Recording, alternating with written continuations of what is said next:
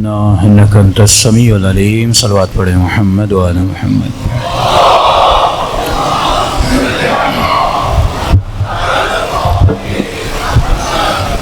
بسم اللہ الرحمن الرحیم. الحمد للہ رب العالمین. الحمد للہ کما هو أهله. الصلاة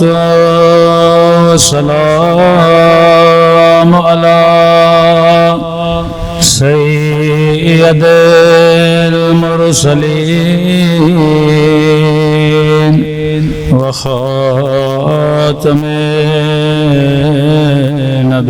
النبيين أبي القاسم محمد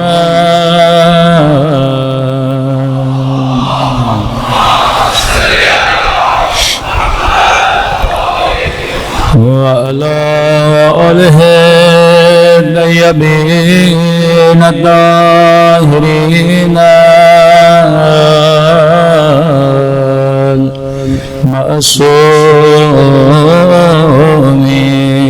المعصومين. دعاء امام زمان. اللهم كل وليك حجت ابن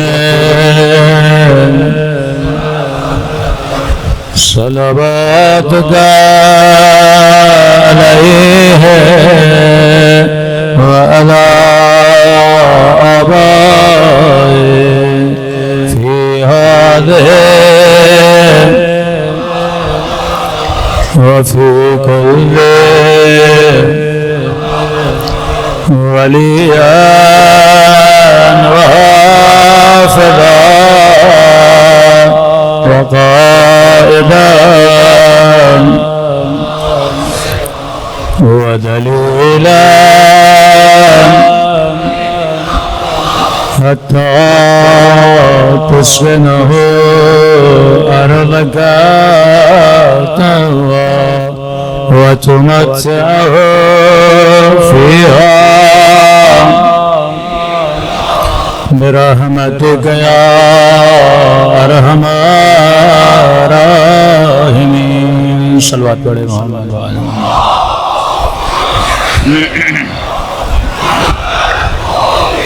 بسم اللہ الرحمن الرحیم. رب اشرح لي صدری ويسر لي امری واحلل عقدۃ من لسانی یفقهوا قولی.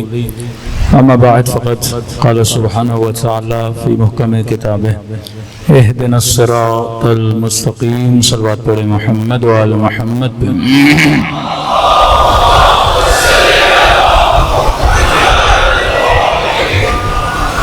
دعا ہے پروردگار عالم ہم سب کی عبادتوں کو اپنی بارگاہ عالی میں قبول فرمائے اور جس مقصد زندگی کو لے کر مجالس میں تشریف لائے خدا ان مقاصد میں بھی ہم سب کو کامیابیاں کامرانیاں نصیب فرما دے. مسلسل عرض کر رہے ہیں کہ یہ عزاداریاں ایسا نہیں کہ خود بخود پروان چڑھ رہی ہیں. یہ ایسے نہیں کہ تاریخ کے اس تلاطم میں شیعہ معجزاتی طور پہ ابھر کے آ گئے. اس کے پیچھے فکر اہل بیت تھی, اس کے پیچھے اہل بیت کی سوچ تھی. وہ تعلیمات اہل بیت, وہ شیعیان بابصیرت جنہوں نے اہل بیت کے کلام کو سمجھا اور صاحب بصیرت بنے کہ کل میں نے مثال دی اپنے چھٹے امام کی وصیت کی کہ عام سا بندہ ہوتا اس وصیت میں رہ جاتا, لیکن جس نے تعلیمات امام کو پڑھا ہوا تھا وہ شیعہ کبھی گمراہ نہیں ہوا. اور بہت جلدی وہ لوگ گمراہ ہو جاتے ہیں جو اہل بیت علیہ الصلوۃ والسلام کی ان تعلیمات سے دور ہوتے ہیں. کہ ہم نے عرض کیا کہ بعض لوگوں کا خیال ہے کہ 25 سال امیر المومنین گھر بیٹھ گئے یا شاید بعض ہمارے جوانوں کے ذہنوں میں جب چوتھے امام کا نام لیا جاتا ہے تو یہی تصور آتا ہے الیاذ باللہ ایک بیمار امام ہے، خیمے کے اندر ہے، ہاتھوں میں رسیاں ہیں اور 24 گھنٹہ مولا روتے تھے، اس کے علاوہ دعائیں پڑھتے تھے، باقی معاشرے کی اصلاح اور تربیت کے لیے امام کا مثلاً کوئی خاص کام ان کے ذہنوں میں نہیں ہے، کام کیا ہے لیکن اس جوان کے ذہن میں نہیں ہے۔ اب ایک امام اگر سب سے لمبا عرصہ ملا ہے امام زین العابدین کو، اور اس نے لمبے عرصے میں آپ تک کیا پہنچتا ہے؟ امام کی دعائیں، صحیفہ سجادیہ، دعائے مکارم الاخلاق۔ یہ بھی مقام افسوس ہے کہ ہمارے یہاں امام کی دعاؤں پہ مجلسیں نہیں ہوتی، کیونکہ ہم نے مجالس سے ٹاپک کو بھی اتنا محدود کر دیا کہ خاص مزاج ہم نے مجلس کا بنا دیا۔ اب ظاہر ہے جب عوام کی ایک مینٹلٹی بن جاتی ہے، لہٰذا عوام پھر دوسری مینٹلٹی کو سننے کے لیے تیار نہیں۔ یہ ان علماء اصلاح گر کو محنت کرنی پڑی۔ اسی کراچی میں جب تبلیغی مجالس ہوتی تھی تو لوگوں کے لیے ایک نئی چیز تھی، لوگوں نے صرف وہ مجالس سنی تھی کہ اگر آپ نے نماز کا درس دینا ہے تو جمعے میں دو، آپ نے فقہی مسائل بتانے ہیں تو جمعے میں دو، کہ مولانا یہ اصلاحی مجلسیں یہاں کی نہیں ہیں، یہاں صرف آپ ہمیں خیبر سناؤ، صرف ہمیں کیا سناؤ؟ خندق سناؤ۔ حالانکہ وہ بھی سنانا ضروری ہے، کیونکہ جب شیعہ جوان خیبر نہیں سنے گا تو بہادر کیسے بنے گا؟ شجاعت امیر المومنین نہیں سنے گا تو شجاع کیسے بنے گا؟ لیکن اسی ایک چیز پہ اکتفا نہ کیا جائے، ہر چیز کے پہلو ہوتے ہیں۔ امیر المومنین کی زندگی کا ایک پہلو جنگوں کا ہے، پھر 25 سال جو مولا گھر میں بیٹھے ہیں وہ امیر المومنین کے خطبات ہیں، پھر امام حسن کی زندگی کتنی بیان کی جاتی ہے، پھر امام حسین کی زندگی کتنی بیان کی جاتی ہے، پھر امام زین العابدین کا جو تصور ہے وہ صرف ہمارے ذہنوں میں دعاؤں کا تصور ہے، اس کے علاوہ اور کچھ نہیں ہے۔ حالانکہ سب سے بڑا کام امام زین العابدین نے کیا ہے کہ امام حسین اور 5ویں امام کے بیچ میں ایک امام ہے۔ اس امام نے ایسا کیا کیا کہ 5ویں امام کے زمانے میں جس بھی مسجد میں جاؤ، 6 امام کے زمانے میں جس بھی مسجد میں جاؤ تو ہزار شاگرد اماموں کے ملتے ہیں کہ اہل سنت کے چاروں اماموں ڈائریکٹ یا انڈائریکٹ یہ شاگرد ہیں امام جعفر صادق کے۔ یہ اچانک سے اتنی بھیڑ کہاں سے آ گئی؟ یہ اچانک سے اتنے لوگ کہاں سے آ گئے؟ آج اگر کراچی میں کہیں پہ مجلس ہوتی ہے اور لوگ کثیر التعداد میں شرکت کرتے ہیں، بھائی یہ پہلے دن سے تو ایسا نہیں تھا نا، پیچھے یقیناً کچھ محنتیں ہوں گی۔ آج ایک تبلیغی مجلس کو سننے کے لیے بھی لوگ آتے ہیں تو یہ کمال کسی آج کے خطیب کا تو نہیں ہے، یہ پہلے وہ علماء ہوں گے جنہوں نے عوام کا مزاج بنایا ہوگا، جنہوں نے محنتیں کی ہوں گی کہ لوگ تیار ہوئے۔ تو ایک دن میں نہ کہیں پہ انقلاب آتا ہے، نہ ایک دن میں کہیں پہ تبدیلی آتی ہے۔ صلوات پڑھے محمد وآل محمد۔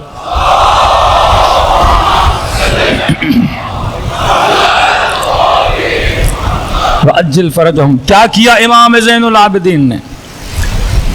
فرماتے ہیں سب سے زیادہ جس امام نے غلام خریدے وہ امام زین العابدین، سب سے زیادہ جس امام نے غلام آزاد کیے وہ امام زین العابدین۔ کہ بعض لوگ غلاموں کی خرید اور فروخت کی تعداد 10,000 تک بھی بتاتے ہیں۔ غلام خریدتے تھے، گھر پہ لاتے تھے، اور کسی غلام کو 1 سال سے زیادہ امام نے گھر پہ نہیں رکھا۔ کہ یہ واقعہ میں نے پچھلے سال پڑھا تھا کہ جب مدینے میں قحط آ گیا، بارش نہیں برس رہی، لوگ بھوک اور افلاس سے مر رہے ہیں، 3 دن سے لوگ صحرا میں جا رہے ہیں دعائیں کرنے کے لیے کہ خدا بارش برسا دے، لیکن نہ کوئی بادل نہ کوئی بارش۔ یہ شخص کہتا ہے کہ جب ہم لوٹ رہے تھے ماؤں کی گودوں میں شیر خوار بچے رو رہے تھے لیکن بارش نہیں برس رہی۔ کہتے اتنے میں بازار میں ایک کالا رنگ کا غلام افریقن وہ کھڑا تھا، اس کی نگاہ کسی خاتون کے گود میں کسی بچے پہ پڑ گئی، اور جیسے پڑی تو اس کے دل میں رحم پیدا ہوا، پیاس کے مارے بھوک کے مارے یہ بچہ رو رہا تھا۔ تو کہتے اس غلام نے دعا کے لیے ہاتھوں کو اٹھایا اور کہا پروردگارا اپنی مخلوق پہ رحم فرما اور اپنے باران رحمت کو جاری فرما۔ کہ بس اس نے زبان سے یہ جملے نکالے، میں نے دیکھا بادلوں نے آنا شروع کر دیا، بادل آئے اور ٹوٹ کے برسنا شروع ہو گئے۔ کہتا میں سمجھ گیا یہ بندہ مستجاب دعویٰ ہے، یہ وہ ہے جس کی دعا کیا ہوتی ہے؟ قبول ہوتی ہے۔ اب میں نے کہا دیکھوں تو صحیح عابد یہ زاہد رہتا کہاں ہے؟ کہتے میں نے اس کا پیچھا کیا، پیچھا کرتے کرتے میں نے دیکھا یہ کسی کے گھر میں داخل ہوا، میں نے دروازے پہ دستک دی، کنیز باہر آئی، میں نے کہا یہ کس کا گھر ہے؟ کہا یہ علی ابن الحسین کا گھر ہے، یہ زین العابدین کا گھر ہے۔ کہا میں نے ابھی اس گھر میں غلام کو جاتے ہوئے دیکھا ہے۔ کہا آپ صحیح کہہ رہے ہیں، وہ غلام ہے علی ابن الحسین کے۔ کہا مجھے کام ہے آپ کے مولا سے، اگر زحمت نہ ہو تو بلائیے۔ مولا امام زین العابدین دروازے پر آئے۔ کیا کام ہے؟ کہ مولا ایک غلام آپ کے گھر میں گیا ہے، میں اس سے ملنا چاہتا ہوں۔ امام نے اس کو اندر بلایا، غلاموں کو بلایا، کثیر و تعداد غلام، یہاں تک تاریخ لکھتی ہے غلام کی ضرورت نہیں، پھر بھی مولا غلام خریدتے تھے۔ اب گھر میں 4 بندوں کی ضرورت تھے نہیں، زمین کے لیے کچھ ایکسٹرا لے لیتے تھے مولا، کام کی ضرورت نہیں، غلام پھر بھی لاتے تھے۔ ہدف خریداری غلام نہیں تھا، ہدف ان کی تربیت کرنا تھا۔ کہ ہم ایک گاؤں میں گئے اور کہنے لگے کہ مولانا یہاں پہ کوئی شیعہ نہیں تھا، کہہ رہے کوئی 80s میں، اور آج جب ہم شام غریبہ کبھی کبھی وہاں پڑھنے جاتے ہیں تو تقریباً ہزاروں کی تعداد میں، کم از کم 15,000 کا مجمع آتا ہے وہاں شام غریبہ میں، اور کہتے ہیں آج سے 30 سال پہلے یا شاید 40 سال پہلے، 80s کی بات ہے، کہہ رہے یہاں پہ مومنین نہیں ہوتے تھے، 3-4 گھر تھے، ہم جلوس نکالتے تھے، بندے نہیں ملتے تھے۔ تو کہنے لگے کہ ہمارے والد مرحوم کیا کرتے تھے، لوگوں کو کرائے پہ خریدتے تھے۔ یہ جو میونسپلٹی کے لوگ ہوتے ہیں جو صبح جھاڑو دیتے ہیں، کہتے ہیں ان کو لاتے تھے، اور اس زمانے میں کسی کو 1 ٹکا 2 ٹکا کا بس ایک کام کرنا، جب جلوس نکلے تو پیچھے چلنا اور حسین حسین حسین کرتے ہو جانا۔ کہ ہم نے کرائے کے لوگ خرید کے جلوس کروایا، اور آج اس شہر میں ہزاروں کی تعداد میں کیا ہے، مجمع ہے۔ امام غلام کی تربیت کر کے معاشرے میں چھوڑتے تھے کہ اس انسان کے ذہن میں محبت اہل بیت ڈالی جائے۔ میں نے کسی مومن کو کہا کتنے سال ہو گئے آپ کے اس نوکر کو، آپ کے اس ڈرائیور کو؟ کہ مولانا کسی کو 10 سال ہو گئے، کسی کو 20 سال ہو گئے۔ میں نے کہا 10 سال میں اگر تم اپنے نوکر کو علی والا نہیں بنا سکے تو خود کو علی والا کیا بناؤ گے؟ یہ تربیت اصلاح مومن میں کہ میں ایک من احیاہ فکأنما احیا الناس جميعا، جس نے ایک بندے کو ہدایت دی کوئی اس نے پوری کائنات کو کیا کر دی، ہدایت دے دی۔ غلام خریدتے تھے، کہ مولا مجھے آپ کے غلام سے ملنا ہے۔ امام گھر میں لے آئے، غلاموں کو بلایا، کہ یہ غلام۔ امام نے کہا کیوں ملنا چاہتے ہو؟ نادان تھا، بے معرفت تھا، امام کو نہیں جانتا تھا۔ کہنے لگا کہ علی ابن الحسین آپ کو نہیں پتا یہ کتنا با کرامت ہے۔ امام نے غلام کو دیکھا، کون سی کرامت دکھائی؟ کہ مولا میں نے تو کوئی کرامت نہیں دکھائی۔ کہ نہیں علی ابن الحسین میں نے آنکھوں سے دیکھا ہے، یہ مستجاب دعویٰ ہے، اس نے دعا کی اور اللہ نے بارش کو برسانا شروع کر دیا۔ مولا کے چہرے پہ ہلکی سی مسکان آئی۔ کہ اب تو کرنے کیا آیا ہے؟ کہ اگر آپ اسے بیچیں، جو قیمت آپ بولیں گے میں آپ کے غلام کو دینے کے لیے تیار ہوں۔ امام نے کہا میں بیچتا نہیں، میں خریدتا ہوں، پھر راہ خدا میں آزاد کر دیتا ہوں۔ کہ اے غلام تجھے زین العابدین نے آزاد کیا، اب تیری مرضی ہے تو اس کی غلامی میں جانا چاہتا ہے تو چلا جا۔ ایک دعا غلام نے بازار میں کی تھی، ایک دعا میرے چوتھے امام کے گھر میں کی، ہاتھوں کو بلند کیا کہ خدایا زندگی تب تک پسند تھی جب تک زین العابدین کے پاس تھا، اب اگر اس نے آزاد کیا ہے مجھے دنیا کی زندگی سے آزادی چاہیے۔ یہ کہنا تھا، اس کی روح پرواز کر کے چلی گئی۔ ارے جس گھر کے غلاموں کے اندر یہ کرامت ہو، وہ دعا کریں تو دعا قبول ہو جائے، تو اس گھر کے آقا کی دعا میں کتنا اثر ہوگا۔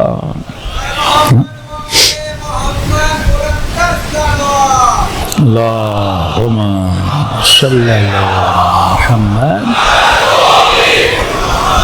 اب یہ وہی غلام تھے جن کو امام نے کیا کیا، آزاد کیا، جن میں سے ابو حمزہ سمالی آزاد کردہ امام زین العابدین ہے۔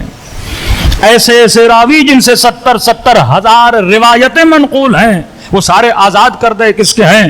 امام زین العابدین کے ہیں۔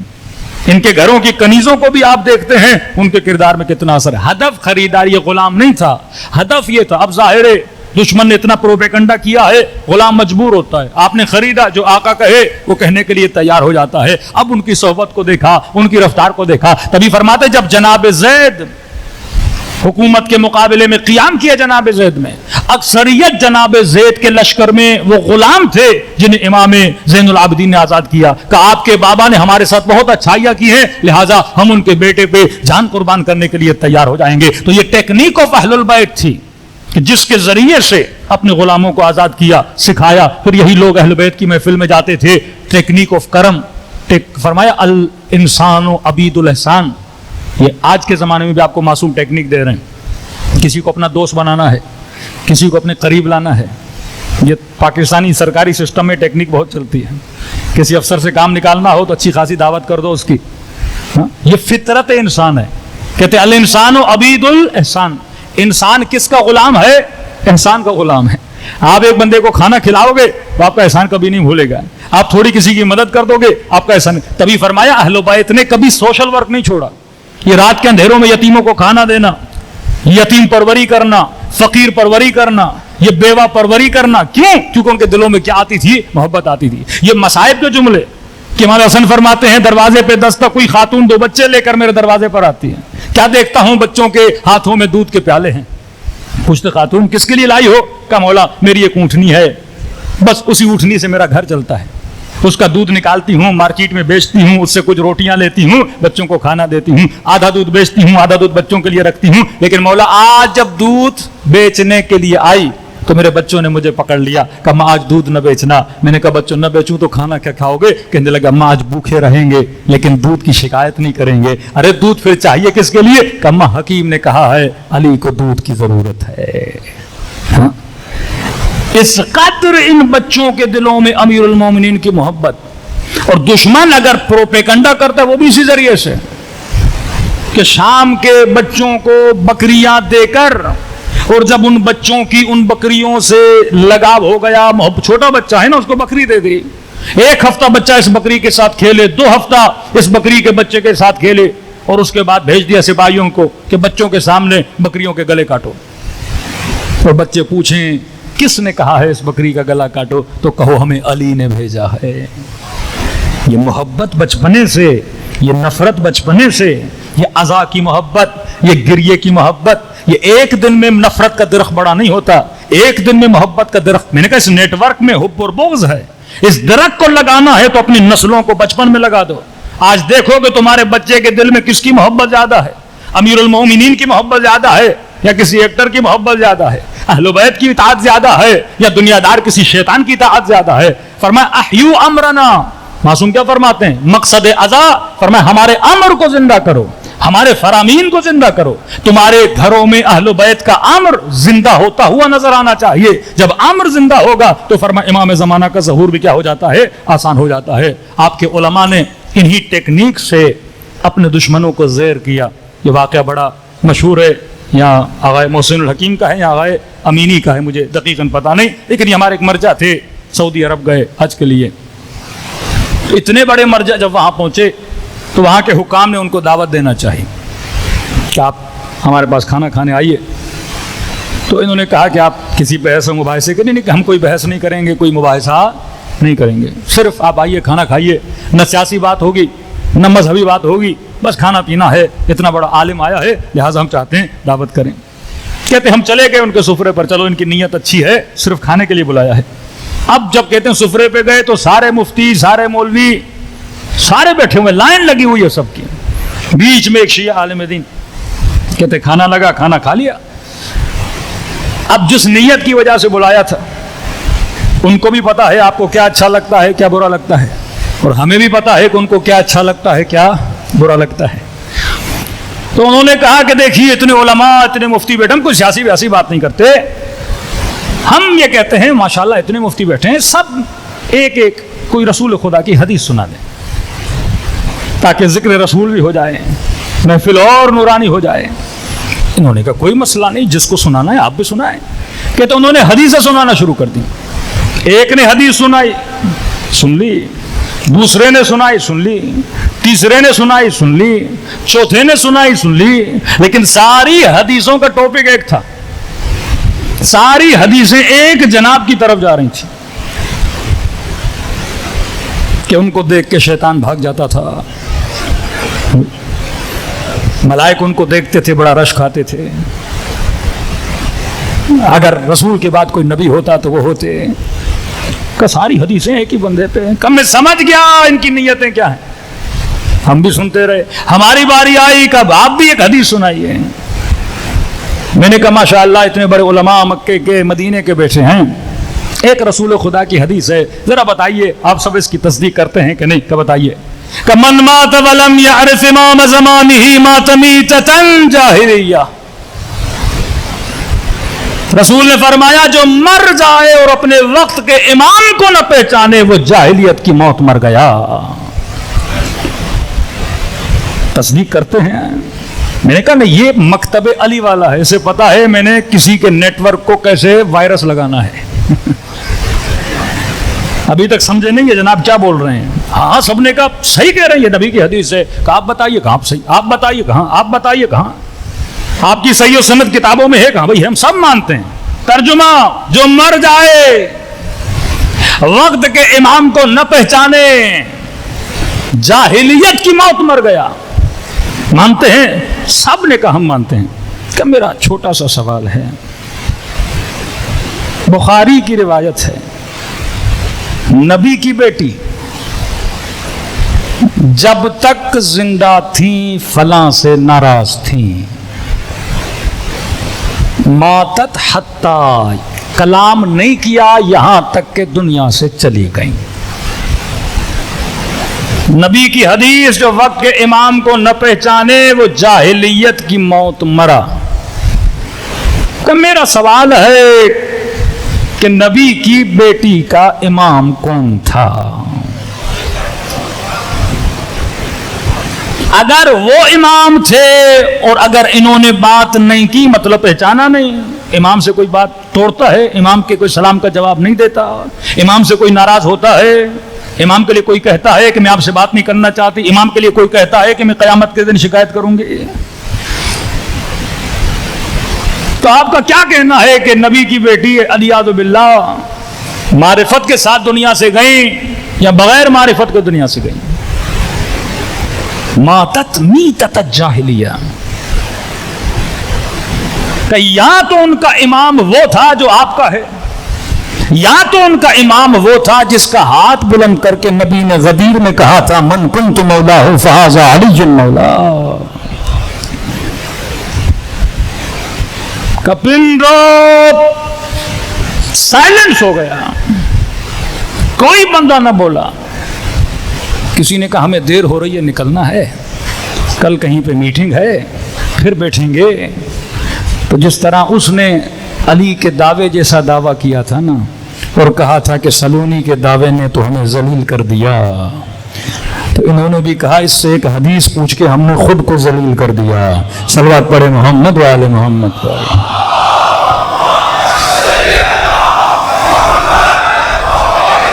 صلوات پڑھے محمد و آل محمد.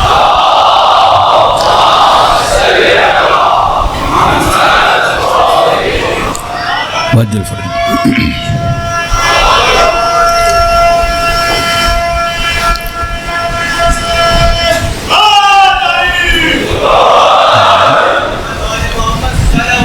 اللہم صلی علی محمد. یہ وہ ٹیکنیکس آف اہل البیت علیہ الصلوۃ والسلام ہے. شیعہ با بصیر ہو بڑی آسانی سے بندے کو ہدایت دینا بڑا آسان ہے. وہ راستے اہل بیت علیہ الصلوۃ والسلام نے بتائے ہیں، اگر انسان اور راستوں کو اپنائے خود بھی ہدایت میں رہے گا، دوسروں کو بھی ہدایت دے گا. کسی اور اشرے کا میرا ٹاپک ہے کہ آج یہ جو بصیرت ہے، یہ جو انسان کے اندر کین اور شارپ ہونا ہے، یہ نشانی بتائے. المؤمن کیس، مومن کیا ہوتا ہے؟ ہوشیار ہوتا ہے. فرمایا جو دھوکہ کھا جائے مومن نہیں ہے. پہلی بار دھوکہ کھائے چلو غلطی ہو گئی، دوسری بار دھوکہ کھائے مذمت ہے اس بندے کی. اتنے شارپ اپنے بچوں کو بناؤ، اتنا تیز بناؤ کہ نہ یہ کسی زمانے کے بدماش سے دھوکہ کھائیں نہ شیطان سے دھوکہ کھائیں. جوان سب سے پہلا دھوکہ کس سے کھاتا ہے؟ شیطان سے کھاتا ہے. اب دھوکہ کیوں کھاتے ہیں؟ کیونکہ جو وہ فارمولاز جو اہل بیت علیہ الصلوۃ والسلام نے بتائے ہیں ہم ان کو فالو نہیں کرتے. کہ بھائی تیرنا نہیں آتا پانی میں چھلانگ نہ لگا. بھائی ایک بندہ ایکسٹرا آرڈنری تیز بنے گا نہیں میں تو تیر لوں گا، تو مرے گا وہ، تیرے گا نہیں مرے گا وہ. کہ اگر تجھے اپنے نفس پر کنٹرول نہیں ہے تو خود کو گناہ میں نہ ڈال. جوان ہے شہوت پہ کنٹرول نہیں ہے پھر تعلق بنا لے، وہ آٹومیٹیکلی گناہ میں گرے گا، قطعاً گناہ میں گرے گا، بچ نہیں پائے گا. اور جہاں خدا روکے تو یہ خدا گارنٹی دے رہا ہے اگر میں روک رہا ہوں تو گرے گا اگر تو ہماری بات کو نہ مانے گا. ایک بندہ کہے کہ نہیں میں شراب پیوں مجھے کچھ بھی نہیں ہوگا، ممکن ہی نہیں ہے۔ اور مذمت کی اہل بیت نے، میرے چھٹے امام کا ایک چاہنے والا، لیکن عادت تھی اسے شراب کی، میرے امام سے ملنے آیا، امام کو پتہ چلا یہ شراب پیتا ہے۔ مولانا نے کہا دیکھ شراب پینا ویسے ہی قبیح کام ہے، برا کام ہے، بد کام ہے، فاسقوں کا کام ہے۔ فرمائے فعل برا ہے، لیکن اگر تو مجھے چاہ کر یہ کام کرے گا یہ اور برا ہے۔ کوئی غیر شیعہ گناہ کرے برا ہے، لیکن اگر شیعہ علی گناہ کرے یہ اور برا ہے، کیونکہ تیرے اوپر میرا نام ہے، کسی کا نام علی ہے، کسی کا نام حسن ہے، یا اپنے نام بدلو، یا اپنا لباس بدلو، یا گھروں سے علم اتارو، کیونکہ جب آپ کے اوپر نسبت لگ جاتی ہے اہل بیت علیہ الصلوۃ والسلام کی تو پھر رسپانسبلٹی آ جاتی ہے، آپ اس نیٹ ورک کا حصہ بن جاتے ہو۔ اور کیسے ممکن ہے کوئی نیٹ ورک اہل البیت علیہ الصلوۃ والسلام سے ہو اور وہ برائی اور بدکاری کی طرف آگے بڑھے۔ میرے 11ویں امام، امام حسن عسکری علیہ الصلوۃ والسلام،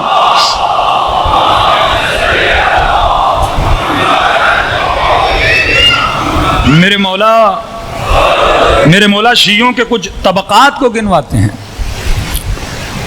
فرماتے ہیں 3 طرح کے ہمارے شیعہ ہیں۔ اب میں نے دیکھنا ہے کہ میں امام کے کن شیعوں میں سے ہوں۔ فرمایا پہلا طبقہ طبقۃ يحبون فی العلانیہ ولم يحبون علی السر،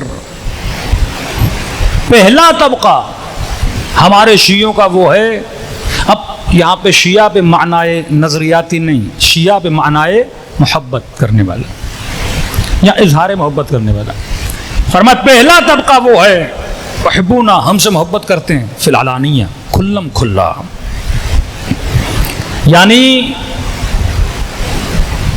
زبان سے ہمارا ذکر کرتے، السنتہم معنا، ان کی زبانیں کس کے ساتھ ہیں؟ ہمارے ساتھ ہیں، لیکن وفی السر، اور جب تنہائیوں میں جاتے ہیں تو ہم سے دشمنی کرتے ہیں۔ السنتہم معنا وسیوفہم علینا، زبانیں ہمارے ساتھ، تلواریں ہمارے خلاف۔ یہ ایک گروہ، یہ شاید تقسیم بندی کوفیوں کی بھی ہو رہی ہے اس میں، کہ باہر نکلیں گے بولیں گے آپ کے دوست ہیں، ملیں گے علی آپ سے بڑا پیار ہے، ملیں گے مبارکبادیاں دیں گے، زبان سے کہیں گے کہ ہم اہل بیت کے ساتھ ہیں، لیکن جب تنہائیوں میں جائیں گے، یہ منافقی بھی نہیں، تنہائیوں میں جائیں گے تو فرمایا ہمارے خلاف ہوں گے۔ جن میں سے ایک مثال معقل کی، معقل یہ وہ ہے جس بدبخت نے پورا جناب مسلم ابن عقیل کے نیٹ ورک کو اس نے آشکار کیا ابن زیاد کے لیے۔ مسلم ابن اوسجا مسجد میں بیٹھے نماز پڑھ رہے ہیں۔ اب دیکھیے نا، ایک عالم کو اگر گمراہ کرنا ہے تو اس کو انسپائر کون کرے گا؟ بندہ نمازی بن کے جائے گا، ہم بڑے متقی ہیں، ہم نماز شب پڑھنے والے ہیں۔ اب آغا بہجت سے کوئی قریب ہونا چاہے تو آغا بہجت گاڑیوں سے تو انسپائر نہیں ہوں گے نا، حکومتوں سے تو انسپائر نہیں ہوں گے نا۔ اب بندہ ان کے قریب ہونا چاہے تو پھر نماز بیٹھ کے پڑھے گا، روزے بیٹھ کے رکھے گا، تاکہ تھوڑا بہت مجھ سے وہ انسپائر ہو جائیں۔ معقل کو بھیجا گیا خاص طور پہ مسلم ابن عقیل، جناب مسلم ابن اوسجا کے ساتھ آ کر بیٹھے، نمازیں پڑھیں۔ مسلم بڑا نیک بندہ ہے کہ جناب مسلم ابن اوسجا، میں نے کچھ مال جمع کیا ہے، کچھ ہتھیار جمع کیے ہیں، کچھ لوگ ہیں جو مسلم ابن عقیل کے ساتھ بیعت کرنا چاہتے ہیں، آپ بتائیے میں کہاں لے کر آؤں پیسہ، کہاں لے کر آؤں ہتھیار، کہاں سے لاؤں یہ لوگ؟ تو انہوں نے دیکھا بندہ نمازی ہے، ڈیلی آ رہا ہے میرے ساتھ بیٹھ رہا ہے، کبھی علی کی تعریفیں، کبھی امام حسین کی تعریفیں، کبھی جناب سیدہ کے فضائل پڑھ رہا ہے، تو یقیناً محب ہے۔ ظاہری طور پر ظاہر ہے آپ انسان کے دل میں تو نہیں جھانک سکتے، علم غیب تو کسی کے پاس نہیں ہے۔ یہ لے گئے اسے اس گھر میں، جناب مختار کا گھر تھا یا جناب ہانی کا، جہاں پہ یہ سارے رفقاء جناب مسلم بن عقیل، وہاں پہ گئے، اس نے شناسائی کی، پہچنوایا کون کون ساتھ دے رہا ہے، ہانی بھی ساتھ ہے، فلاں بھی ساتھ ہے، یہ ساری رپورٹ جا کے دی کس کو؟ ابن زیاد کو رپورٹ دی۔ پھر جتنے افراد تھے ان کو پکڑا گیا اور بعد میں شہید کر دیا گیا۔ یہ وہ طبقہ جن کی زبانیں تو ہمارے ساتھ ہیں، لیکن فرمایا ان کے دل ہمارے ساتھ نہیں ہیں، جو علل اعلان تو کہتے ہیں کہ ہم اہل بیت سے محبت کرتے ہیں، لیکن جب اپنی تنہائیوں میں جاتے ہیں تو فرمایا اس وقت اظہار محبت نہیں کرتے۔ دوسرا طبقہ معصوم فرماتے ہیں، صلوات پڑھے محمد و آل محمد پر۔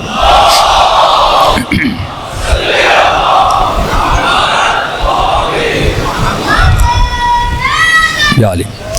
فرمایا طبقۃ یحبون بالسر، دوسرا طبقہ اس کے الٹ ہے، تنہائیوں میں آتے ہیں تو علی علی علی علی، لیکن جب لوگوں کے سامنے آتے ہیں ولم یحبون علانیہ، لوگوں کے سامنے کہتے نہیں ہم تو علی والے نہیں ہیں. مولانا سے ملتے ہیں، مولانا ہمیں اہل بیت سے بڑی محبت ہے، لیکن باہر نکلتے ہیں جب دوسرے معاشروں میں جاتے ہیں وہاں کہتے ہیں ہمارا کیا جائے بھائی مجلس سے، ہمارا کیا جائے علی بن ابی طالب سے، ہم تو آپ کے ساتھ ہیں. تنہائیوں میں علی کا ذکر، لیکن جب لوگوں کے سامنے آتے ہیں وہاں پہ علی بن ابی طالب کا ذکر نہیں کرتے. پھر معصوم فرماتے فہم صوامون بالنہار، یہ وہ طبقہ ہے جو نمازی بھی ہے، نماز بھی پڑھتا ہے، قوامون باللیل، پوری پوری رات عبادت میں بھی گزارتے ہیں. ترا اثر الرہبانیۃ فی وجوہہم، ان کے چہروں میں عبادت اور رہبانیت کا اثر بھی نظر آتا ہے. مطلب تنہائیوں میں محبت کرتے ہیں لیکن علل اعلان ہم اہل بیت کی مدد کے لیے نہیں آتے. جس میں مثال دے رہا ہوں جناب عبداللہ ابن مسعود رسول خدا کے صحابی جو قرآن کی قراءتیں ہیں، ایک قراءت کے بنیاد گزار جناب عبداللہ ابن مسعود ہیں. یہ وہ شخص ہیں جو بیٹھے رہے جن کو پتا چلا امام حسین کربلا میں آئے ہیں لیکن امام حسین کی مدد کے لیے نہیں گئے. لیکن جب ان کو خبر ملی کہ حسین ابن علی کو شہید کر دیا گیا تو دو جملے انہوں نے کہے کہ اگر رسول خدا ہوتے ان سروں کا بوسہ لیتے. اور مجھے بڑا دکھ ہوا کہ حسین ابن علی شہید ہو گئے.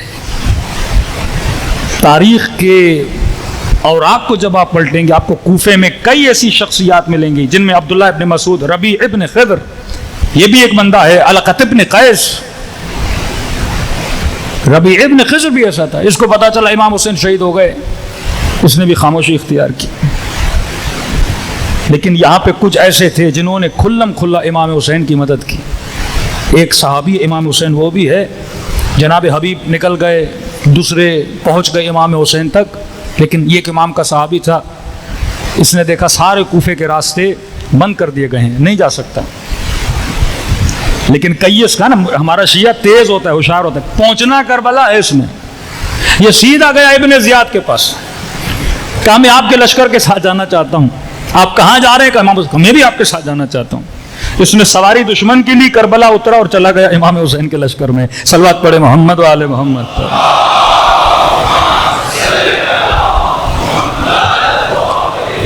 کہتے ربیع ابن خضر کو جب پتا چلا امام حسین شہید ہوئے، اس نے ایک جملہ کہا کہ علی اللہ ایابہم وعلی اللہ حسابہم. وہ پلٹ کے اللہ کی طرف گئے ہیں، یزید سے حساب کون لے گا؟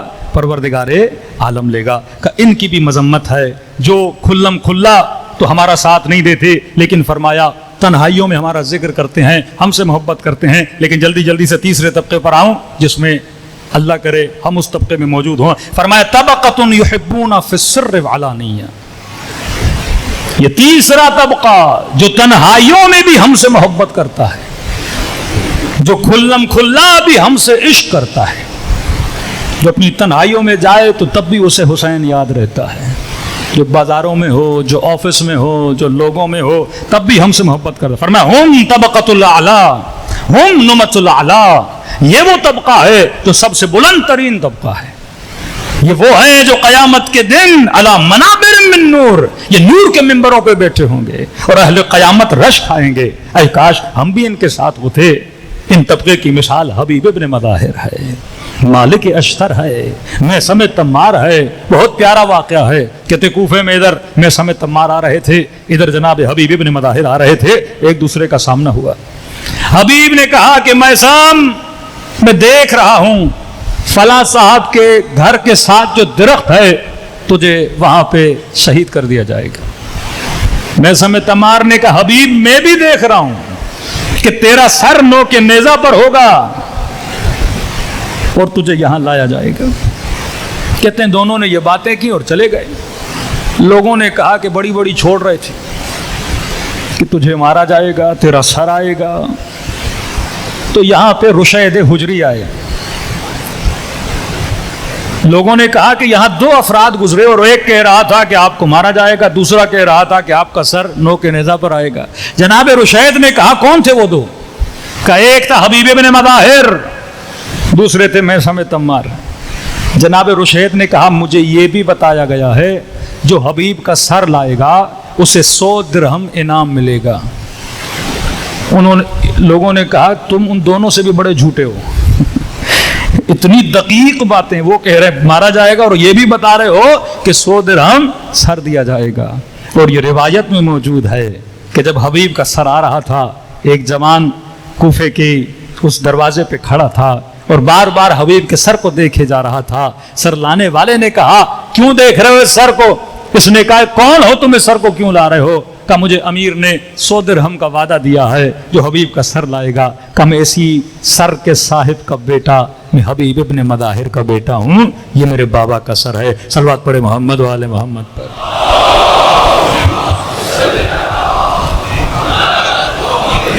محمد ایک طرف یہ ہیں، ایک طرف مولا کے صحابی ہیں جابر ابن حجاج۔ یہ وہ صحابی ہے جو کربلا کے دن، عاشورہ کے دن نبرد میں شہید نہیں ہوا۔ امام حسین شہید ہو گئے، یہ بچ گیا، اور اس واقعے کے بعد یہ شہید ہوا ہے۔ کہتے ہیں یہ زخمی ہو کے شہدائے کربلا میں اس شہید کا لاشا پڑا تھا، ابھی سانسیں باقی تھیں۔ جب اس کی آنکھیں کھلیں تو اس کے کانوں پر ایک آواز آئی قد قتل الحسین، حسین مارے گئے، حسین مارے گئے۔ کہتے ہیں اس نے خنجر اپنے لباس پہ چھپا کے رکھا تھا۔ اب ظاہر ہے یہ خوشی کے عالم میں چیخ و پکار کر رہے تھے کہ حسین مارے گئے، مطلب جنگ کا خاتمہ ہو گیا۔ اب ظاہر دشمن نے کہا کہ اب کوئی نہیں ہمیں مارنے والا، یا اس زخمی حالت میں اپنا خنجر نکالتا ہے اور کئی لوگوں کو واصل جہنم کر دیتا ہے، پھر اس پہ وار کیا جاتا ہے اور یہ شہید ہو جاتا ہے۔ یہ وہ شیعہ ہیں جو سر کے اندر بھی اہل بیت کی یاد رکھتے ہیں، اور کھلم کھلا بھی۔ کھلم کھلا کا مطلب یہ ہے کہ اگر اہل بیت پکاریں ہم ان کی آواز پہ لبیک کہیں۔ مولا سے پوچھا مولا آج شیعہ اہل بیت کا دفاع تلوار سے تو نہیں کرے گا نا؟ آج جوان دفاع کس چیز سے کرے گا؟ یہ زمانہ تلوار کا زمانہ نہیں، یہ تبر کا زمانہ نہیں۔ ایک وقت ہے ہارڈ وار، ایک وقت ہے سافٹ وار۔ رہبر معظم فرماتے ہیں یہ جنگ نرم کا زمانہ ہے، یہ سافٹ وار کا زمانہ ہے۔ ایک جنگ سخت تھی، ایک غلامی وہ تھی کہ ہاتھوں میں رسیاں باندھ کے غلام بنایا جاتا تھا۔ ایک غلامی جسے ماڈرن سلیوری کہتے ہیں، یہ زمانہ ماڈرن سلیوری کا زمانہ ہے کہ ہمیں کسی کے ہاتھ باندھنے نہ پڑیں، یہ خود ہماری غلامی کو پسند کریں۔ ان کے ذہنوں کو غلام بنا دو، ان کے مائنڈ کو غلام بنا دو، ان کے ذہنوں کو شہوت پرست بنا دو۔ ہمیں کہنے کی ضرورت نہ پڑے، بس ہم اشارہ کریں کہ ہمارے پیچھے چلتا ہوا آ جائے۔ یہ سخت ترین زمانہ ہے، کیوں فرمایا آخری زمانے میں آگ کا انگارہ ہاتھ پہ رکھنا آسان ہوگا لیکن ایمان کو بچانا مشکل ہوگا، کیونکہ یہ وہ زمانہ ہے جو تبرج جاہلی کا زمانہ ہے۔ تو اس زمانے میں جوان کو سوچنا ہے کہ واقعاً میں نے کس طرح شیطان کے چنگل سے نکلنا ہے۔ تو فرمایا اس زمانے میں تلوار اٹھانا یہ جہاد نہیں ہے، اس زمانے میں تبر اٹھانا یہ جہاد نہیں ہے۔ جہاد کیا ہے؟ فرمایا اس زمانے میں احیو امرنا، ہمارے امر کو زندہ کرو۔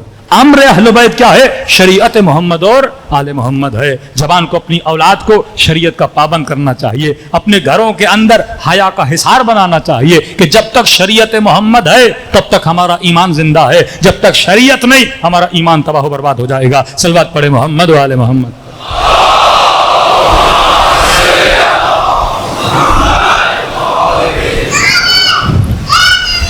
یا علی، جس چیز کے ذریعے آج جوان کے ایمان کو لوٹا جا رہا ہے، اس وقت سب سے بڑا امپیکٹ جو سافٹ وار کے اندر یوز ہوتا ہے، جو ہتھیار یوز ہوتا ہے، یہ سوشل میڈیا ہے۔ کیوں فرمایا کہ جوان اپنے وقت کو لہو اور لعب میں استعمال نہ کر؟ یہ کلو دے رہے ہیں معصوم۔ ہر وہ چیز جو آپ سنتے ہو اس کی محبت آتی ہے۔ بچپن سے حسین حسین حسین سن رہے ہو نا، محبت آ گئی۔ آنکھوں سے علم دیکھ رہے ہو، زری دیکھ رہے ہو، مسجد دیکھ رہے ہو، امام بارگاہ دیکھ رہے ہو، محبت آ گئی۔ اسی طرح اگر دن میں ایک بندے کی تصویر دیکھتے رہو گے دیکھتے رہو گے دیکھتے رہو گے، کیا ہو جائے گی؟ محبت ہو جائے گی۔ ایک ہی آواز سنتے رہو گے سنتے رہو گے سنتے رہو گے، کیا آ جائے گی؟ یہ آپ کے بس میں نہیں ہے۔ یہ سسٹم جو آپ کی باڈی کا ہے یہ آٹو پہ لگا ہوا ہے، اس کے اندر خدا نے کوڈنگ کی ہوئی ہے۔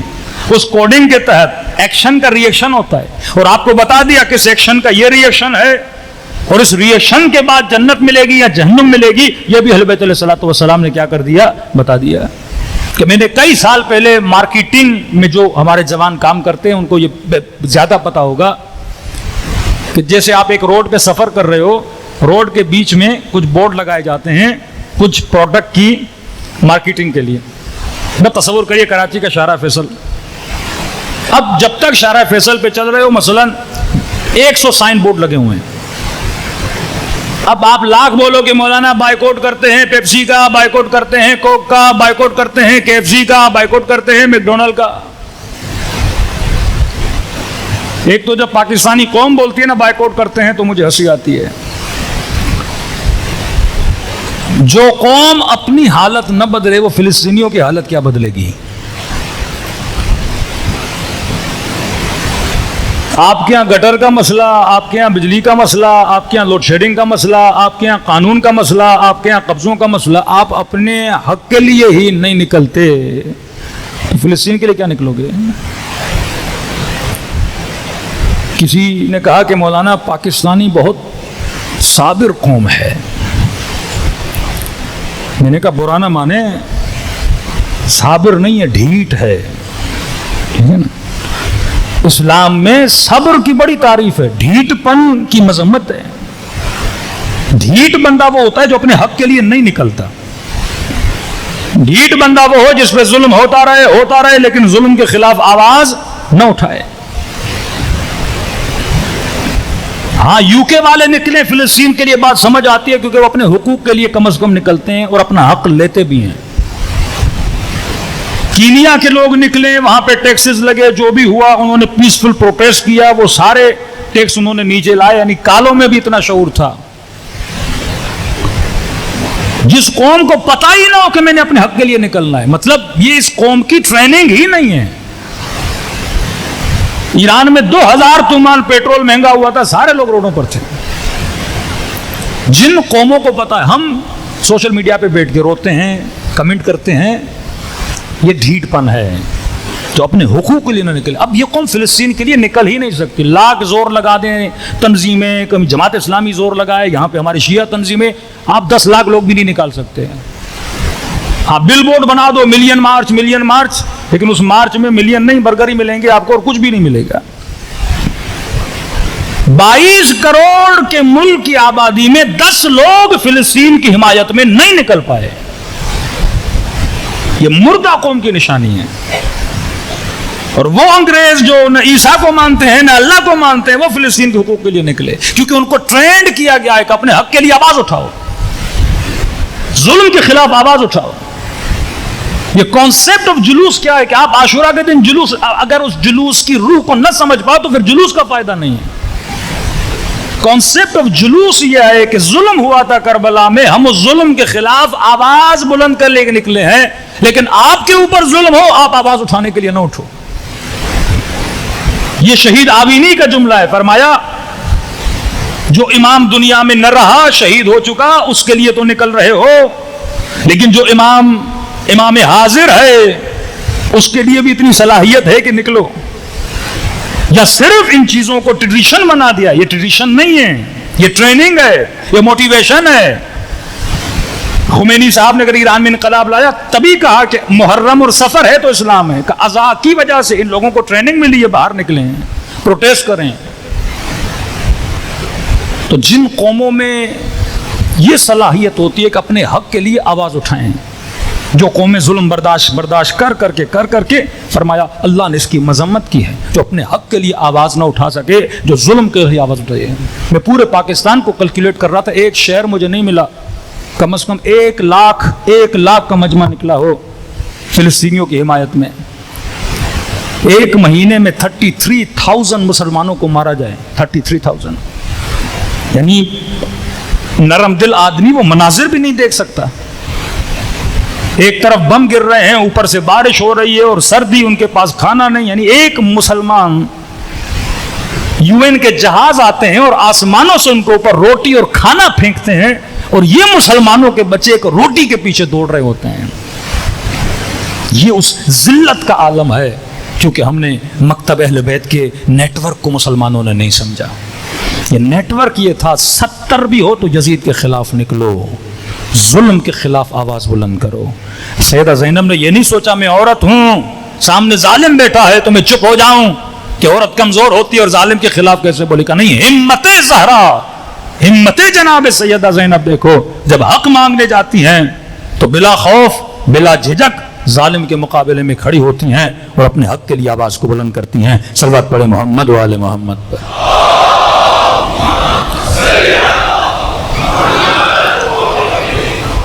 کربلا شعور کا نام ہے، کربلا شعور سیاسی کا نام ہے۔ یہ ایک الگ ٹاپک ہے، میں نے دوسری مجلسوں میں پڑھا، لیکن الحمدللہ جتنا سیاسی دینی شعور مکتب اہل بیت والوں کے پاس ہے، عالم اسلام میں کسی کے پاس نہیں ہے۔ اس کی دلیل یہ ہے کہ جتنے بھی شیعہ معاشرے ہیں ان کی قیادت ان کے علماء کے ہاتھ میں، ایران جائیں علماء کے ہاتھ میں قیادت ہے، لبنان جائیں علماء کے ہاتھ میں قیادت ہے، یمن جائیں علماء کے ہاتھ میں قیادت ہے، عراق جائیں علماء کے ہاتھ میں قیادت ہے۔ لیکن آپ ایک مجھے غیر شیعہ معاشرہ نہیں دکھا سکتے جہاں قیادت کس کے ہاتھ میں ہو؟ علماء کے ہاتھ میں ہو، فاسقوں کے ہاتھ میں ہے، کیونکہ وہی ترتیب چلتی ہوئی آئی کہ مولوی کا کام ہے مسجد میں بیٹھے، یزید کا کام ہے حکومت کرے، مولوی کا کام ہے فتویٰ دے، مروان کا کام ہے، مامون کا کام ہے کہ وہ حکومت چلائیں۔ اہل بیت نے کہا نہیں، حق حکومت یا آل محمد کو ہے، یا آل محمد اگر نہ ہو تو کسی تربیت یافتہ عالم کو ہے، کیونکہ یہ عالم ہے جو معاشرے کی تربیت کرتا ہے۔ لیکن ہم نے علماء کو نکاح پہ لگا دیا، ہم نے جنازوں کی تدفین پہ لگا دیا۔ جو اصل ڈیوٹی ایک عالم کی تھی وہ یہ تھی کہ معاشرے کی تربیت کرے، جوانوں کی اصلاح کرے، شریعت خدا کو نافذ کرے۔ لیکن کہا نہیں، مولوی صاحب تب تک آپ کو مانیں گے جب تک آپ سیاست میں نہیں ہوں گے۔ یہاں مولوی سیاست میں آیا اس کا وہی حال ہوگا جنہوں نے طاہر القادری صاحب کا حال کر دیا تھا۔ یہ پہلے مولوی تھے جو اصلاح امت کے لیے بیچارے نکلے تھے اور وہ حال کیا۔ ان کی برادری نے کب کینیڈا میں بیٹھے ہوئے ہیں، پاکستان آنے کا نام بھی نہیں لیتے، لیکن وہ خمینی تھے جس کا ساتھ قوم نے دیا تھا۔ تو انہوں نے مثال دیتے تھے، ٹی وی کہتے تھے خمینی صاحب ہی نکلے تھے، قوم ان کے پیچھے نکلی تھی۔ میں نے کہا جو خمینی نکلے تھے وہ قوم عاشورائی قوم تھی، وہ قوم کربلائی قوم تھی، وہ قوم حسین شناس قوم تھی۔ تو اگر قوم کو حق کے لیے نکالنا ہے پہلے انہیں حسین کی معرفت دلاؤ اور علی شناس بناؤ اور فاطمی دماغ بناؤ تو یہ قوم نکلے گی۔ صلوات پڑھے محمد و آل محمد پر۔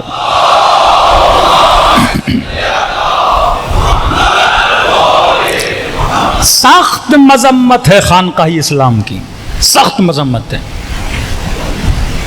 کہ مولوی کا کام ہے چلا کاٹے، خانقاہیں بنائے، صلی اللہ علیہ یا رسول اللہ حبیبی فلاں فلاں، یہ ان کا کام ہے، لگے رہیں ذکر پر، باقی ساری لوٹ مار ہم کرتے رہیں گے۔ علی نے کہا یہ علی ہونے نہیں دے گا، حسین نے کہا یہ حسین ہونے نہیں دے گا۔ معاشرے کی اصلاح کے حق حکومت خدا کو، اب خدا ظاہری طور پہ نہیں تو نمائندہ نبی، نبی کے بعد کون؟ نبی کا ولی، اور نبی پردے غیب میں ہے تو کون؟ تو اس کی شریعت کو جانتا ہو، اس کی فقہ کو جانتا ہو، تاکہ وہ لوگوں میں حقیقی دین اسلام کو کیا کر سکے؟ نافذ کر سکے۔ صلوات پڑھے محمد و آل محمد پر۔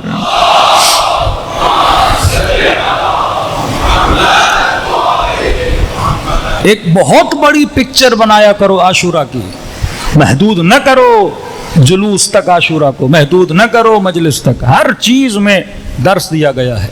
یہ ہمت، یہ شجاعت کا جذبہ کہ کربلا کے ہر شہید نے کہا، یہ نعرہ مارا کہ ہمیں موت سے کوئی خوف نہیں ہے۔ فرمایا ہمارے شیعوں کی ایک نشانی یہ بھی ہے کہ موت ان پر آئے یا یہ موت پر آئیں، ان کے لیے کوئی فرق نہیں پڑتا، یا طبیعی موت مرو گے یا کوئی تمہیں مارنے آئے گا۔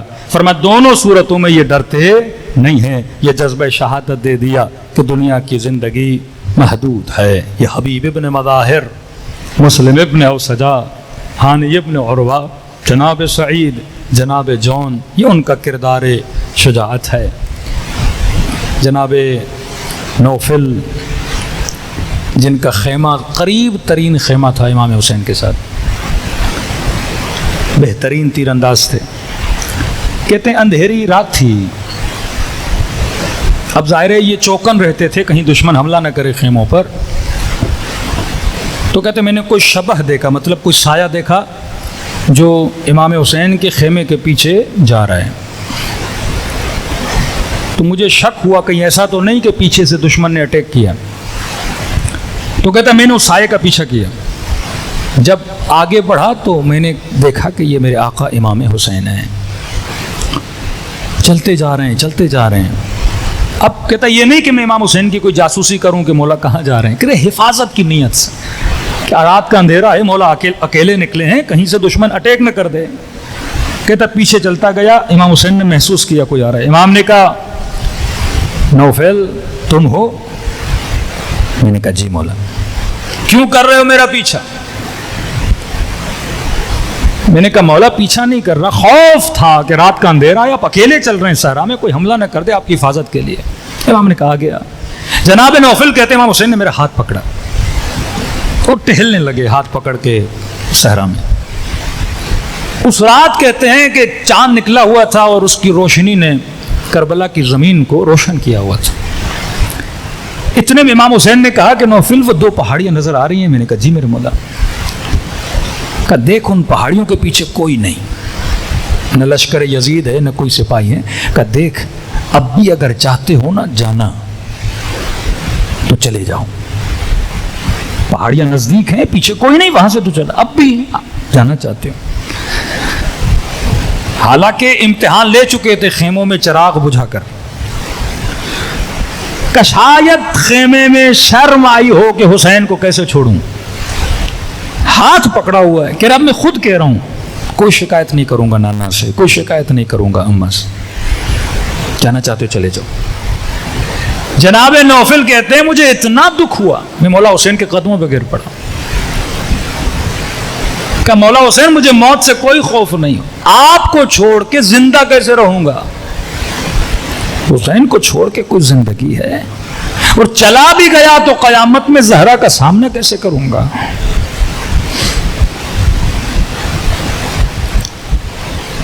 ماتھے پہ بوسا دیا میرے مولا نے, ہاتھ پکڑا, خیموں کی طرف واپس پلٹے. جناب نوفل کہتے ہیں جب واپس آ رہے تھے تو خیمے کے در پہ ایک بی بی کھڑی تھیں. پتا تھا یہ سیدہ زینب کا خیمہ ہے. میں سمجھ گیا مولا کی بہن ہے. امام کی نگاہ جیسے بہن پہ پڑی تو میرا ہاتھ چھوڑ دیا. کہ آپ خیمے میں چلیے, میں اپنی بہن کی طرف جا رہا ہوں. کہ خیمے قریب تھے. امام حسین بہن کو سلام کیا اور بہن کے خیمے کے اندر چلے گئے.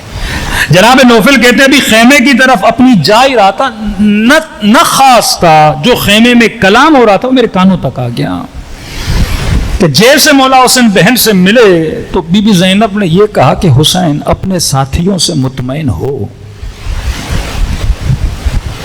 کہیں ایسا تو نہیں کہ کل تجھے چھوڑ کے چلے جائیں. کہتے مولا حسین نے کہا بہن زینب میں مطمئن ہوں, میرے جیسے صحابی خدا نے کسی کو نہیں تھی. جناب نوفل کہتے ہیں سیدہ کا یہ جملہ سننا تھا کہ ابھی تک مردد ہیں ہمارے کردار سے. میں سیدھا گیا حبیب ابن مظاہر کے خیمے میں. حبیب نے کہا نوفل بیٹھ. میرا چہرہ اداس, کیا ہوا ہے؟ کہ طبیعت میں مزہ نہیں حبیب. کا کیوں؟ کہ حبیب زہرا کی بیٹی ہم سے مطمئن نہیں ہے. حبیب کچھ کر زہرا کی بیٹی کو مطمئن کرنا ہے کہ ہم کل حسین کو چھوڑ کے کہیں نہیں جائیں گے. یہ بچے پریشان ہیں, یہ بیبیاں پریشان ہیں. جناب حبیب نے سارے اصحاب کو جمع کیا. کہتے جب جمع ہوئے تو علی اکبر بھی آ گئے, حضرت غازی عباس بھی آ گئے. کہا کہ مولا ہم بنو ہاشم سے کلام آج نہیں کرنا, میں اس لشکر سے کر رہا ہوں. اور کہا کہ لشکر علی کی بیٹی ہم سے مطمئن نہیں ہے اور ہم نے مطمئن کرنا ہے. کہتے ہیں پورا لشکر جمع ہوا سیدہ زینب کے خیمے کے باہر, اور بلند بلند آواز میں کہنے لگے کہ سیدہ کی بیٹی ہم مر جائیں گے, کٹ جائیں گے, حسین پہ آنچ نہیں آنے دیں گے. جب تک ہم زندہ ہیں حسین کو کچھ بھی نہیں ہو سکتا. کہتے اس وقت سیدہ زینب نے ان تمام اصحاب کے لیے دعا کے لیے ہاتھوں کو بلند کیا. کہا میں زینب وعدہ دیتی ہوں حوض کوثر پہ نانا کو کہوں گی اپنے ہاتھوں سے تم سب کو پانی پلائیں.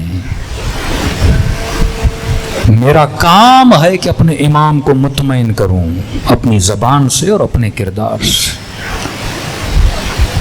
فرمایا جب بھی مجلس ہوتی ہے تو ہماری دکھیاری ماں اس مجلس میں تشریف لاتی ہیں۔ چھٹے امام کی روایت ہے، کہا ذاکر ابھی تو نے مصائب پڑھے نہیں، تو پڑھنا چاہتا ہے، تم سب کے سروں کے پیچھے ہماری دادی زہرا کھڑی ہو جاتی ہے۔ یہ گریہ نہیں، یہ تجدید عہد ہے کہ بی بی آج اگر امام زمانہ آ جائیں تو ہم تیار ہیں۔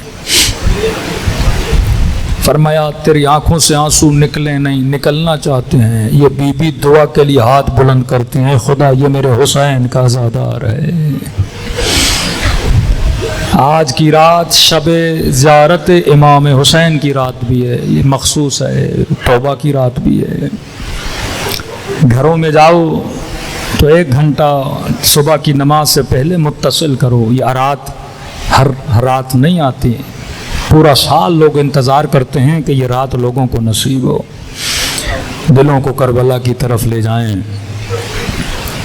اور عہد کریں سیدہ زینب سے کہ بی بی ہمارے حق میں بھی وہ دعا کریں جو شہداء کربلا کے حق میں کی۔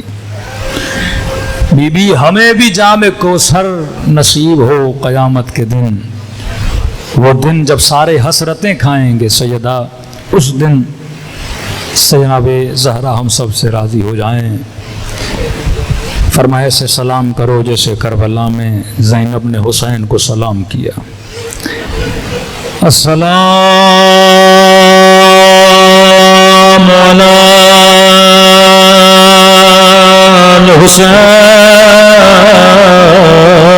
الحسین وعلی علی ابن الحسین وعلی اولاد الحسین وعلی اصحاب بلند آواز سے السلام علی حسین وعلی علی ابن وعلی اولاد الحسین وعلی اصحاب حسین کی صدا بلند ہو السلام علی حسین وعلی علی ابن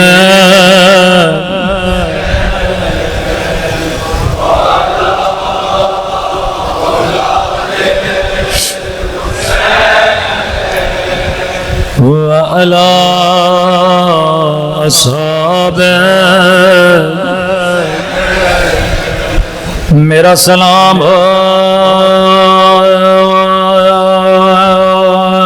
زینب کی زخمی کلائیوں پہ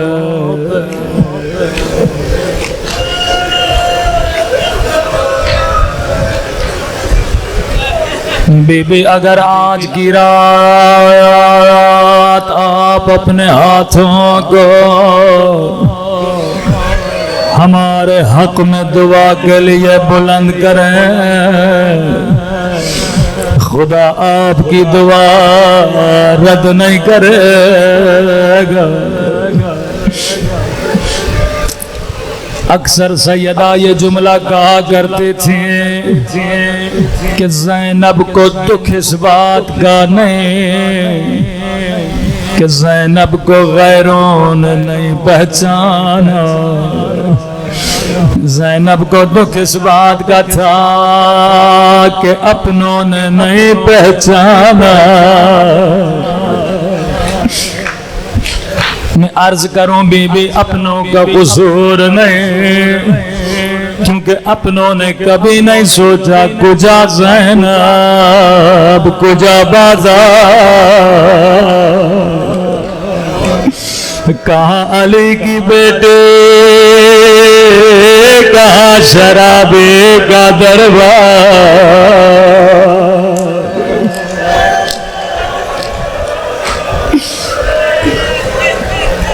وہ بی بی جب کبھی گھر سے باہر نہ نکلے،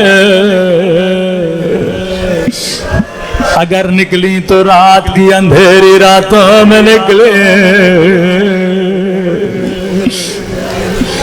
عقیلۃ العرب شریکۃ الحسین، کہتے ہیں اگر کربلا میں زینب نہ ہوتی حسین کو حوصلہ کون دیتا؟ کوئی ایسا لاشا نہیں جو امام حسین خیمے میں لائے ہوں لیکن زینب کو نہ بلایا ہو۔ قاسم کا لاشا لائے کہ اماں فضا بہن زینب کو بلانا، ماں کو نہ بتانا۔ علی اصغر کا لاش آیا، سیدہ کہتی ہے پہلے زینب کو بلایا کہ رباب کو نہ بتانا۔ اکبر کے لاشے پہ گئے، خیمے کے در سے بی بی زینب نے کہا حسین ٹھہر جا، میں زینب بھی آتی ہوں۔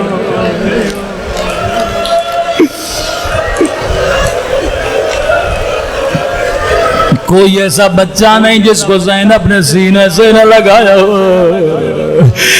اگر جلتے ہوئے خیمے سے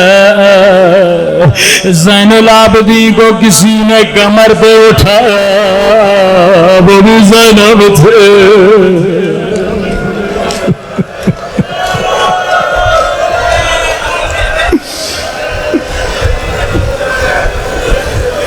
سنو صبر زینب، یہ ہیں ماؤں بہنوں کی آئیڈیل جناب سیدہ زینب۔ فضا کہتی ہیں اکبر پہ مرثیہ پڑھنے والے، قاسم پہ رونے والے، علی اصغر پہ گریہ کرنے والے، ہر لاشے پہ سب سے پہلے آنے والے۔ فضا کہتی ہیں ایک مرتبہ خیمے میں دو ننھے لاشیں آئے، مجھے کہیں زینب نظر نہیں آئے۔ اکبر پہ رونے والی کہاں ہے، قاسم پہ رونے والی کہاں ہے؟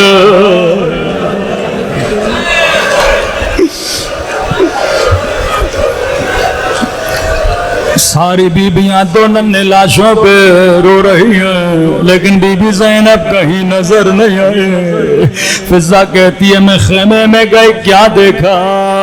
سیدہ مصلی پہ بیٹھی ہیں، سر کو سجدے میں رکھا ہوا ہے، کہہ رہی ہیں الحمدللہ، اے خدا تیرا شکر ہے تو نے زینب کی قربانی قبول کے۔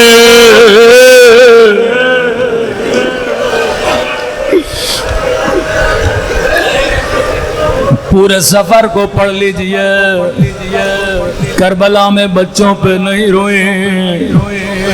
فضا کہتی ہیں قافلہ کوفے میں پہنچا، کبھی اکبر کو دیکھتی تھی، لوگوں کو کہتی تھی جس نے نانا کی زیارت کرنی اکبر کو دیکھے، کبھی حسین پہ گریہ کرے۔ قافلہ شام کی بازار میں پہنچا، بڑی حسرت سے عباس کے کٹے ہوئے سر کو دیکھنے لگے، روکے گا ابا تجھے میری چادر پہ بڑا ناز تھا، عباس تیری آنکھیں بند کیوں ہے؟ دیکھو زینب اجڑ گئے۔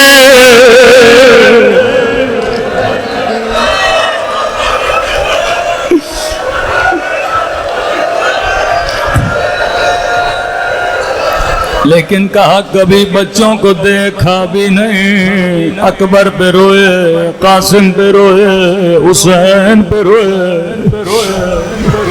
راوی کہتا ہے جب رہائی کا وقت قریب آیا، زندان میں کٹی ہوئی گردنیں لائی گئے۔ جب یہ سر آئے، اکبر کا سر آیا، زینب نے کہا مجھے دو۔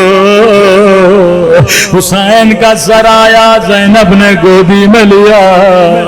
علی اصغر کا سر آیا، رباب نے اپنی گود میں لیا۔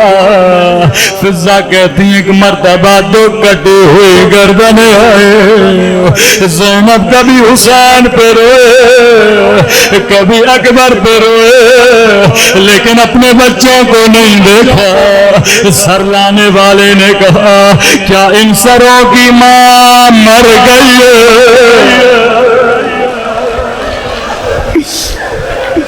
کوئی سر لینے کیوں نہیں آتا؟ بی بی فضا کہتی ہیں دو کٹی ہوئی گردنیں میں نے اپنی گودی میں لے لی۔ بی بی زینب کی خدمت میں گئے، کہا آقا زادے کیا بچوں سے کوئی غلطی ہوئی ہے؟ کیا بچوں سے ناراض ہو؟ بچوں کی طرف دیکھتی بھی نہیں ہو؟ رو کے کہنے لگی اماں فضا میں علی کی بیٹی ہوں، زینب جو ایک مرتبہ دے دے پھر واپس نہیں لاتی۔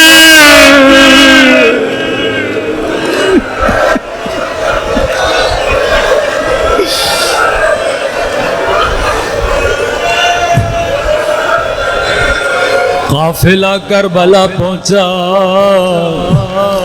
قبر حسین پہ ماتم کیا۔ نہر فرات کے کنارے زینب نے گریہ کیا۔ قافلہ مدینے پہنچا، تصور کرو جب مدینے سے چلی تھی، بھائی بھی ساتھ تھا، بیٹے بھی ساتھ تھے۔ جیسے مدینے پہنچی کا سجاد نانا کے روزے پہ جانا چاہتے ہو، نامحرموں سے روزہ خالی کرو۔ یہاں روزہ خالی ہوا، جیسے نانا کے روزے میں گئے، زینب نے بڑی حسرت سے نانا کی قبر کو دیکھا، رو کے کہا نانا نانا بڑی دور سے آئی ہو، پوچھو گے نہیں زینب کیا لائی ہو؟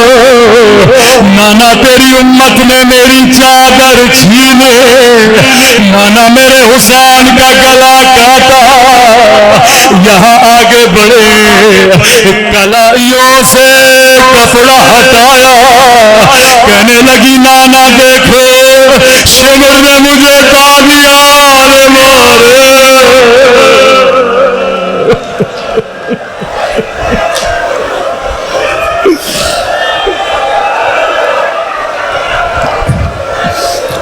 نانا بڑا اجر رسالت ادا کیا، روتے ہوئے نانا کی قبر سے باہر آئے، سیدھا جنت البقیع اماں کی قبر کی طرف آگے بڑھے۔ روایت کے بڑے عجیب جملے ہیں، ماں کی قبر پہ کوئی مصائب نہیں پڑھے، ایسا کام کیا قبر زہرا میں زلزلہ آیا، بڑی لاچار ہو کے قبر پہ بیٹھے، ایک مرتبہ خون بھرا کرتا نکالا، ماں کی قبر پہ رکھا، عجب نہیں آواز آئی زینب کرتا ہٹا، روکے کا اماں تجھ سے کرتا برداشت نہیں ہوا، میں نے 70 قدموں سے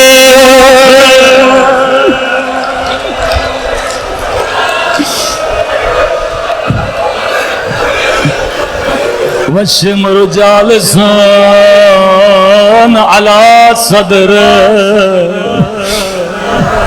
اما میں نے آنکھوں سے دیکھا میرے حسین کے سینے پہ سوار تھا کسی کنیز کی آواز آئی آقا زادی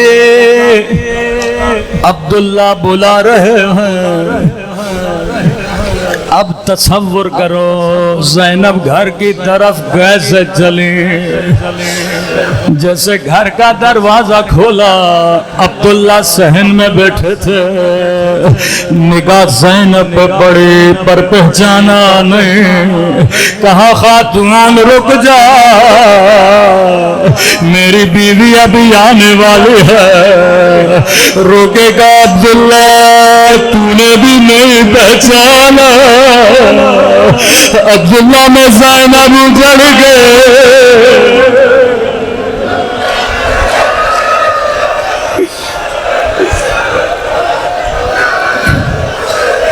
آخری جملے زحمت کو تمام کرو کربلا میں بچوں پہ نہیں روئے کوفے کی بازار میں نہیں روئے شام کی بازار میں نہیں روئے نانا کے روزے پہ بچوں پہ نہیں روئے ماں کی قبر پہ بچوں پہ نہیں روئے میری مائیں بہنیں مجلس میں آئی ہے آخر زینب کے سینے میں بھی ماں کا دل تھا ایک مرتبہ گھر کے صحن پہ نگاہ پڑے یاد آیا کبھی بچے کھیلتے تھے بچوں کا کمرہ کھولا نگاہ دو ننھے مصلوں پہ پڑے زینب نے مصلوں کو سینے سے لگایا روکے کا اونو محمد اب زینب کا دل نہیں لگتا اے خدا جب میرے بچے نہ رہے تو زینب کو بھی اٹھا لے